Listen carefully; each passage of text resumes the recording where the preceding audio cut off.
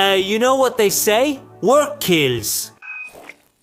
But sometimes, literally, every day on average, 3 people die because of workplace accidents, and do you know whose fault it is? Well, it's the state's fault, the taxes. It's your fault. But Or rather, we think that to reduce workplace accidents, it's enough for companies to comply with safety measures, which is certainly necessary. But there's another important factor that can ruin everything and doesn't get much attention.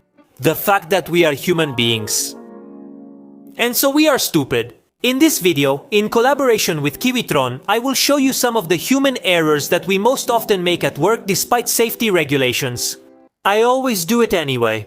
sometimes it happens that I walk under the scaffolding without a safety helmet, but I've been doing this job for 10 years. I can do it because I have experience. The more time passes without accidents, the less you perceive the risk and the more annoying it becomes to follow safety measures. But statistics will catch up with you sooner or later. It only takes one accident to lose your life. And we need our life to work. The more I work, the more productive I am.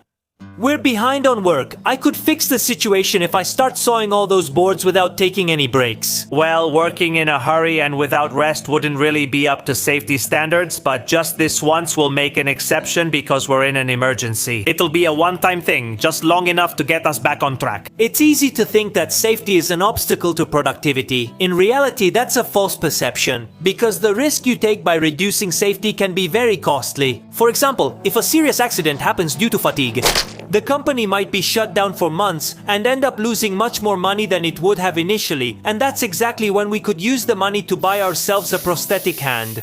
Risk of death, but nothing serious.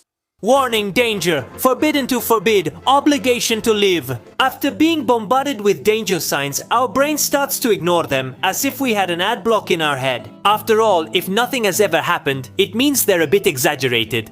That's why it's useful to integrate smart technologies and fixed checklists to be performed automatically along with the signs. This way, we don't rely too much on our ambiguous perception of danger and can act safely automatically. The magic PowerPoint. Sometimes we think it's enough to explain the rules of Legislative Decree 81-2008 through exciting PowerPoint presentations with star fades. There will definitely be the nerds who take notes because they love to survive. But it's also understandable that there are those who at some point lose track. Maybe someone stayed up late the night before chopping wood and falls asleep. Some will get lost on Facebook replying to someone who said Stranger Things is a well-written series, or others will ask to leave early because they don't have time to hear how safety gloves work and are in a hurry to get back to cutting wood with the electric saw.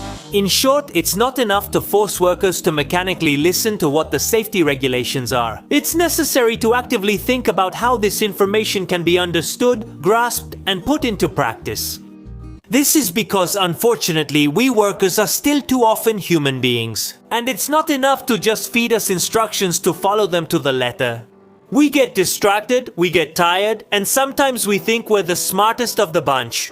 To prevent workplace accidents, it's necessary for safety regulations to be written, communicated, understood, and followed. Considering that the most treacherous danger doesn't come so much from the risk itself, but rather from the way we perceive it. But also a bit from the circular saw. But also a little bit circular saw.